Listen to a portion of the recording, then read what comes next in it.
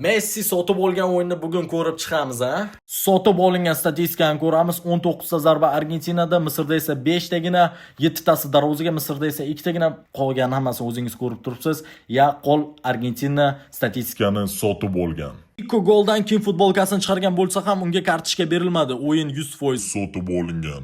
Argentina o'yinchilari simulyatsiya uchun sariq olayotgan vaziyatlarni ko'rib chiqamiz. Bu yerda hech narsa bo'lgani-yu. Bu yerda ham McAllister o'zi yiqilib tushyapti. Bu simulyatsiya 100% sariq kartochka. Julian Alvarez sariq kartochka. McAllister sariq kartochka. Mana bu vaziyatni ko'rib chiqamiz. Bu vaziyatda ham bu yerda Paradesga sariq kartochka berilishi shart edi. Lekin sudya bu vaziyatlarga qaramasdan o'yinni to'xtatmadi, chunki sudya sotib olingan. Hamda Messi misrlik sudya Muhammad Adel, hammaga taniqli Pierliga Kalini va hattoki Muhammad Salahni ham sotib olishga puli yetdi. Chunki barcha bu insonlar o'yindan keyin referi xato qilmagani va o'yinda Misr o'zi yutqazganini tan olishdi. Bu videoni Barselona va Argentina fanatlariga taylab qo'yamiz, bilishsin qanaqa o'yinni sotib olishadi.